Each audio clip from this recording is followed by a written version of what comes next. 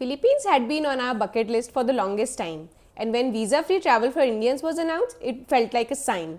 So we packed our bags and flew straight to this tropical paradise. If you love turquoise beaches, perfect island weather and lots of adventure, Philippines is your answer. This country is made up of more than 7,000 islands, and yes, choosing the right ones makes all the difference. So in this video, we have created a complete Philippines travel guide to help you plan 2 weeks itinerary and cover most of the beautiful islands and avoid wasting time on unnecessary travel days. We'll be talking about the best time to visit, the travel documents required for Indians at immigration, the SIM card, currency exchange, flights, about internal transportation and the best route to take. And finally, we'll share a complete travel itinerary with the detailed budget breakdown. So if you are confused from where to start, what route to take and how to plan this trip on a budget, follow along because this guide has everything you need to plan your Philippines trip the smartest way. The best time to visit Philippines is during the dry season, which runs from December to May. This is when you get the sunny days, calm seas and perfect beach weather.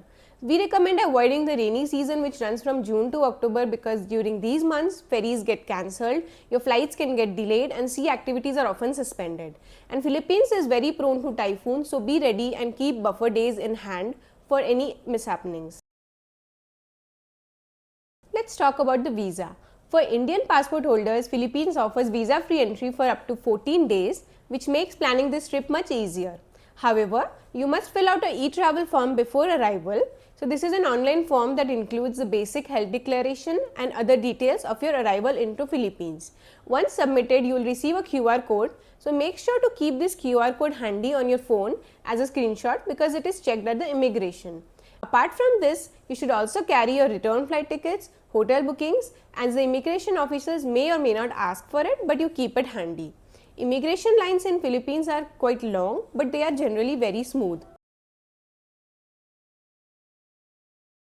Let's talk about the SIM card. So we pre-booked our SIM card using the Klook app and we have added the link in the description.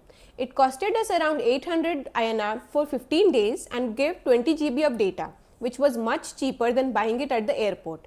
So we booked a physical SIM from Globe Telecom network and collected it from the arrival hall at the Cebu airport. Surprisingly, there was only 2 small SIM shops at the international arrival area and the prices were very high. So it's much better to pre-book your SIM in advance or get an eSIM and activate it upon landing. So these are the main networks available in Philippines for you to use. We have read that the Glow SIM is the best across Philippines, but our experience was very average. It worked in Cebu and the main cities, but in the islands not very much. So let's go to the currency, which is very important. So for currency, we carried US dollars from India, which is the best option for Philippines. In Philippines, they use Filipino peso and 1 peso is equal to 1.5 INR and against 1 USD, it is 59 peso. So we exchanged $100 from the airport just to cover for the taxi and the island terminal fees because many airports and ferry ports accept only cash. So you'll have to carry it with you. And airport exchange rate gave us only 55.03 for against $1, which was very low. For the rest of the money, we exchanged at the local pawn shops, which is very commonly available in all the islands and cities in Philippines. They gave us around 58 pesos per dollar, which was much better than the airport rates. So Philippines is a cash-rich country and you will need to pay by cash everywhere. Even if they accept cards, they will charge 3 to 5% extra on it. So better to take cash and use it. Now let's talk about the flights. So you can either land into Manila or Cebu airport from India. Most of the airlines have one-stop flights available for these airports. So we booked a round-trip flight from Mumbai to Cebu and it took 9 hours for this whole journey. We booked it through Singapore Airlines with a layover of 1 hour in Singapore airport. So the total flight cost was 25,000 INR only as we booked it 6 months in advance. So these are the other airlines which you can opt and they all have very good connectivity and good in-flight services. These are the few must-have apps you can download before traveling to the Philippines. So for transport, download the Grab app. It works like Uber and it is useful in big cities like Manila and Cebu. However, we don't use it much because Grab usually does not work in smaller islands and mostly use local tricycles and scooters instead. So next is Google Translate. Although language was rarely a problem because most Filipinos speak very good English, it's still helpful in remote areas and reading local menus. So Google Maps is another must-have app. You can download offline maps before you travel, especially if you plan to rent a scooter and explore the beaches. So it helps because of low network connectivity in some areas. So let's see what would be the best route to travel in Philippines. There are so many islands, it can be confusing. So we took this route, and for honest opinion, this was the best route we could have taken. So we first flew into Cebu and then took a domestic flight to Baswanga Airport, which is the entry point for Coron. So this flight costed us around 7,000 INR for 2 people with Philippine Airlines, and we added only 10 kg of luggage, but more luggage can be added if you need. So we stayed in Coron for 2 nights, and from there we did the famous Coron to El Nido boat expedition for 3 days, which dropped us directly into El Nido. And after that we stayed in El Nido for another 2 nights. So instead of flying directly from El Nido to Cebu, which was costing us around 26,000 INR, we took a 5-hour road journey to Puerto Princesa and stayed there for 1 night, then flew to Cebu for just 7,000 with 20 kg of luggage using Cebu Pacific. From Cebu Airport, we travelled by road to Moalboal, where we stayed for 4 days for snorkeling and canyoneering. So these are other beautiful islands that you can add to your route if you have more number of days with you. Now let's see how our 14 days Philippine itinerary looks like. On day 1, we landed in Cebu at around 1 am the next day, and after arrival, we picked our SIM and did some currency exchange at the airport, and at 6 am in the morning, we boarded a Philippines Airlines flight from Cebu to Baswanga Airport, which took around 1.5 hours, and once you land in Coron, you need to pay an island environmental fees of 200 pesos per person. So very important tip here, there are no ATMs, no currency exchange counters at this airport because it is very small, so make sure to carry enough cash. From Baswanga Airport, we had already pre-booked a shared van to our hotel because the airport is about 20 kilometers away from the main city and it's located in a remote area, so getting a transport on spot can be difficult. This van from the airport to our hotel costed us 250 pesos per person. So in Coron, we stayed for 2 nights at Sun Valley Tourist Inn, which is located right at the center of the Coron market. The hotel was very clean, centrally located, and the staff was kind enough to give us an early check-in at 9 am, which was a blessing after traveling for more than 24 hours. We took some time to rest and freshen up. In the afternoon, we walked for around 2 kilometers to Coron Public Pier at the Lualhati Park, where we spoke directly to a local boat operator and booked a short snorkeling trip to Citero Picados. This snorkeling spot is just 20 minutes from the port and it's known for its clear waters and great marine life. So we carried our own snorkeling gear, fins and everything, and the boat ride costed us 400 pesos for about 1 to 2 hours. So this price can be bargained, and if you are a group, then the cost can be easily shared. So we spent around 2 hours snorkeling here and we were lucky enough to see 2 turtles along with plenty of colorful fishes. Then in the evening, we rented a scooter from right outside our hotel and we have added the contact details in the description. The scooter costed us around 400 pesos plus 50 pesos for the petrol, and for 6 hours they rented it out, and for 12 hours it will cost 500 pesos. So our sunset spot for the day was McQuaint Hot Springs. It's a beautiful natural hot water pool surrounded by mangroves. Relaxing in warm water while you watch the sunset was a perfect way to end our first day in Philippines. There are many more places you can explore within Coron town, and these are the list of things you can do. So for day 2, we booked the famous Super Ultimate Tour in Coron, which is the most popular island hopping tour here. This was a shared tour with around 15 people and it covered 7 different spots in one day. We started early at 8 am and returned only around 6 pm, so it was a long and slightly hectic day, but it was totally worth it. The original price for this tour was 1900 pesos per person, but after a good bargain, we managed to book it for 1500 pesos per person from a local tour shop. We have provided the contact in the description, so do check it out. Also, we checked the Klook and the prices were similar, but there was no option to bargain online. So in the Philippines, our recommendation is to book tours 1 day in advance from local operators only, because there are plenty of operators doing all the island tours and you can get better prices with flexibility of bargaining. Our first stop of the day was Twin Lagoon, which turned out to be the highlight of the entire tour. Here we rented a crystal kayak for 1000 pesos and it was absolutely worth it, with bright sunshine, towering limestone cliffs and crystal blue waters all around us. At the rest of the stops, you can choose either to swim or kayak, and at every location has completely different shade of blue and a different underwater world. Some spots are perfect for snorkeling while others are just meant for floating and soaking in the scenery. Lunch was also included in the tour and veg food was also available. It was served on a remote island and it gave us a short break before continuing with the remaining spots. By the time we returned to Coron town in the evening, we were completely exhausted, but it was one of the most beautiful and action-packed days of our trip. If you are short on time on Coron, this single tour can give you a perfect mix of lagoons, lakes and snorkeling spots in one single day. Now days 3 to 5 were reserved for the most awaited and easily the best experience of our entire trip, the Coron to El Nido boat expedition. We pre-booked this tour with Kiluma through Instagram for 18,000 pesos per person. This included 3 full days on the boat, all the meals and 2 nights stay on the remote island. And honestly, this tour was raw, simple and unforgettable. Living on a boat for 3 days with no network and no worries felt like stepping into a different world. It's something I'll never forget and would highly recommend everyone to do it at least once in their lifetime. For this expedition, we started early at 7 am and reached the Coron port, and we boarded our boat, which was meant for our tour by Kiluma, and set off with 15 strangers from all over the world, and none of us knew what the next 3 days would bring, and that's what made it even more exciting. The staff here was extremely friendly and vegetarian food was available throughout the trip, which was a big relief for us. Every day we stopped at 3 different islands for swimming, snorkeling or kayaking, and in the evenings we would arrive at the remote islands where our tents were already set up for the night. Despite being on an isolated island, the arrangements were surprisingly comfortable with clean tents, proper dining and decent toilet facilities.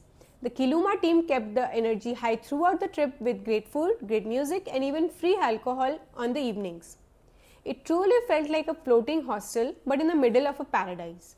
So these 3 days were not just a tour, it will push you out of your comfort zone, and if you love being in the sea, this is so meant for you. So we reached El Nido after the expedition and we stayed at Devian's guest house. It's centrally located, surrounded by cafes and shops, and it was just 100 meters from El Nido's main beach, which made everything very convenient. For the next day, we booked a private tour C, which is considered the best tour in El Nido for snorkeling as suggested by the local operators. The total cost for a private tour went for 12,000 pesos and it was shared by 4 people we met on the El Nido boat tour and decided to do this together.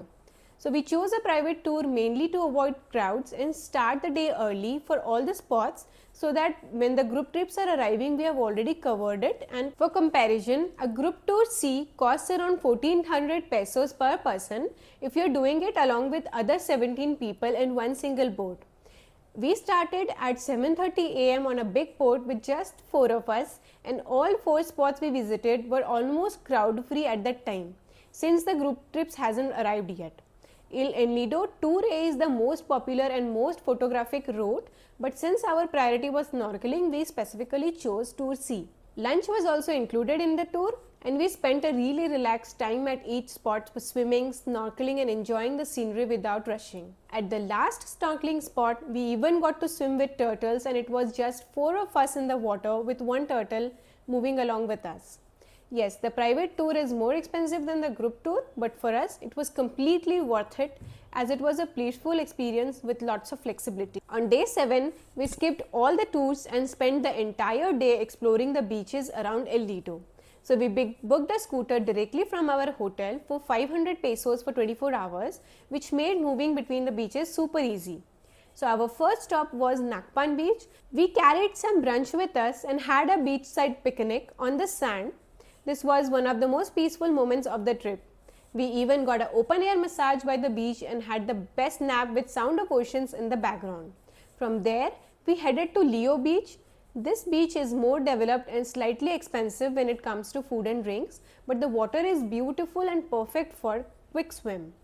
It's located right next to El Nido airport, and watching planes take off and land here was the highlight of this beach. In the evening, we went to Las Cabanas beach, which is also known as the Vanilla beach. An important tip here, don't follow the Google Maps entirely. Just drive till the McDonald's and park there, then walk through the mall to reach the beach. Las Cabanas is known for its beautiful sunsets and has many beach shacks and restaurants lined along the shore. The cafes here are a little pricey, so we preferred spending our time simply on the sand watching the sky turn orange and pink. We also met a few Indian travelers here and ended the day sharing travel stories as the sun went down. Day 7 was slow, simple, and exactly what we needed after so many action-packed days. Here are few more things to do in El Nido if you are here for more days. On day 8, we travelled from El Nido to Puerto Princesa so we could fly to Cebu the next morning. We started early at 7 am and booked a shared cab through our hotel at 600 pesos per person. You can also go directly to El Nido bus terminal and take a shared van or a bus, which will be even cheaper. The journey took around 5 hours and was quite comfortable with stops for food and bathroom breaks. We reached Puerto Princesa around 12 noon and checked into Villa Scandenberg guest house, and this turned out to be the best stay of our entire trip. It's located close to nature and has lots of open spaces, and our room was also huge and spotless. The owner was extremely friendly. He guided us on how to spend our half day and even rented us his own scooter for 500 pesos per day. So we first went to Mitra's ranch, which has activities like giant swings, slides, horse riding, and along with that beautiful hilltop views. So we did one activity, the extreme slide, for around 300 pesos per person, and it was awesome. It was a very relaxing and a nice break after all the traveling we had done in the morning. From there, we visited the Baker's Hill. This place is beautifully decorated and perfect for photos, and it also has small bakeries and restaurants to grab quick snacks. We went to the Palwan Wildlife Rescue and Conservation Center, commonly known as the Crocodile Farm. It was quite an eye-opening trip. We had no idea that crocodiles could grow that big. We ended the day at the Bay Walk, where we did some shopping and tried local street food by the sea. Day 8 was more about travel and slow city exploration, but it was a perfect transition before we head to our next adventure in Cebu. On day 9, we reached Cebu Airport at around 11:30 am via Cebu Pacific flight. From here, we are traveling to Moalboal for the next 4 days. If you want comfort, you can take a direct taxi from Cebu Airport to Moalboal, which costs around 2000 pesos. But if you want to travel cheap like us and want to reach Moalboal in just 275 pesos per person using local transport, because we love exploring public transport routes, so this is the route we followed. First, we took the My Bus from outside the domestic arrival hall in the parking area. That took us to SM City Mall in around 50 pesos per person. From SM City Mall, we took a local bus to Cebu South Terminal that costed us 15 pesos per person. From the South Bus Terminal, we boarded an AC bus to Moalboal. The route we took was Bato via Bareilly, and this bus drops you at the Moalboal Jollibee restaurant. The travel time for this bus is around 4 hours and it costs 210 pesos per person. So we reached Moalboal around 4 pm and took a tuk-tuk to our hotel, which is the Gecko Hotel, which was located right next to the Pangasama beach.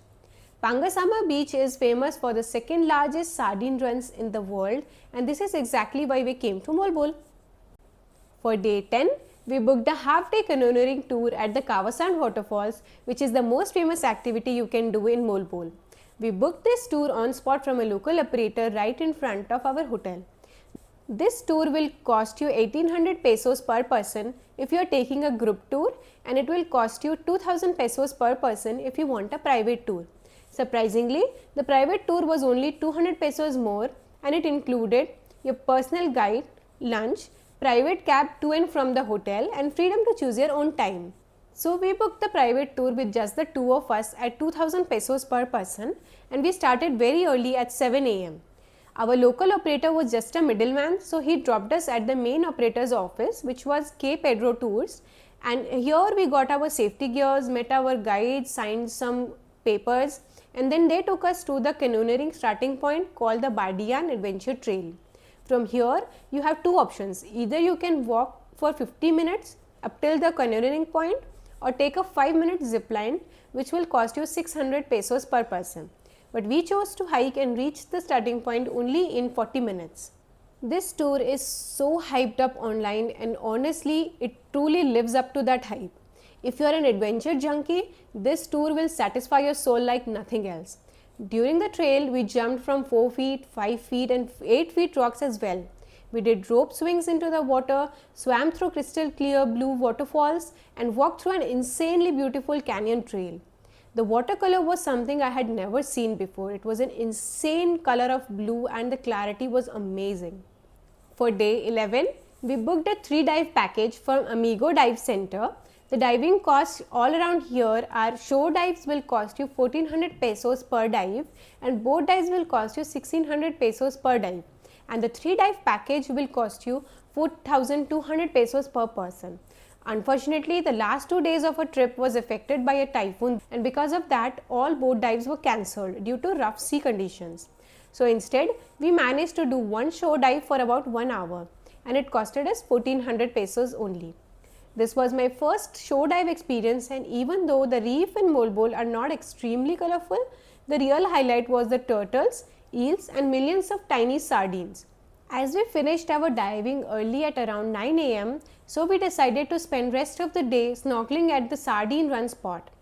The snorkeling will cost you 100 pesos per person for environmental or snorkeling fees, which is paid at the ticket counters. You can also take a snorkeling guide if you are a non-swimmer, you want those perfect sardine photos, or if you want to try free diving. The guides are available throughout the beaches, and they take 400 pesos per person plus the environmental fees for the snorkeling. But we did not take any guide and snorkeled comfortably on our own. The water was very calm and clear, and we spent hours swimming with the turtles, swimming inside huge sardine schools, and just floating and enjoying the ocean. So day 12 was our final day in Moalboal, and we kept it slow, scenic, and super refreshing. We rented a scooter from our hotel for 500 pesos for 24 hours and decided to go waterfall hopping on our own. Our first stop was Inambakam Waterfalls, a powerful white waterfall surrounded by greenery, perfect for swimming and cooling off. Next, we headed to Cambias waterfall, which felt more hidden and peaceful with clear blue waters and hardly any crowd. After spending most of the day chasing waterfalls, we came back towards Moalboal and ended the day at White Beach. These are some of the other places you can visit in and around Moalboal if you have more time to spare. On day 13, we headed back to Cebu by the same local route we took while coming to Moalboal. So we boarded an AC bus from the Moalboal Jollibee stop to Cebu South Terminal, and from there we continued to SM City Mall. Our international flight was at 2 am in the night, so instead of rushing to the airport, we spent the evening at the SM City Mall. This worked perfectly because the mall has a traveler's lounge where you can safely store your luggage and walk around stress-free. So we had our dinner, did a little last-minute shopping, and just soaked in the final moments of our trip. Then late at night, we took the My Bus from SM City Mall to Cebu Airport and flew back to India. Philippines was truly an unforgettable experience. It wasn't fancy or luxurious, but it was raw, real, and deeply memorable. From sleeping on remote islands to swimming with turtles, jumping into blue waterfalls, this trip taught us how beautiful simple travel can be. Less comfort, more stories, and memories for a lifetime. Now, after the itinerary, let's talk about the most important part, the budget. Our entire 14-day Philippines trip costed at approximately 1.1 lakh per person, including flights, hotels, tours, food, and transportation. Let me break this down for you category by category. First, the international flights from Mumbai to Cebu and back costed us around 25,000 per person because we booked almost 6 months in advance. Next, the domestic flights within the Philippines, including Cebu to Coron and Puerto Princesa to Cebu, costed us about 7,000 per person. For hotels and guest houses, we stayed in budget properties across Coron, El Nido and Puerto Princesa. So this came around 12,000 per person for 12 nights. Now coming to the biggest expense, tours and activities. Our Coron Island tour, the El Nido private boat tour, canyoneering and the scuba diving together costed us around 40,000. The most expensive but also the best experience was the Coron to El Nido boat expedition, which alone costed us around 26,000 per person. For the local transport, including buses, vans, scooters and tuk-tuks, we spent roughly 6,000 per person. On food and drinks, we spent around 1,000 per person per day, which comes to approximately 13,000 per person for the entire trip. Our SIM card cost was only 800 per person for 15 days of data. And finally, for shopping, entry fees and small expenses, we kept about 5,000 per person. So overall, our total trip cost came to 1.1 lakh per person and around 2.2 lakhs for 2 people for 13 days in Philippines. If you skip the boat expedition and choose only land-based islands, you can easily do this trip under 80,000 per person. And if you want luxury resorts or direct flights, this budget can go much higher. So the Philippines can be done on a budget, a mid-range and a luxury style. It completely depends on how you plan your route and activities.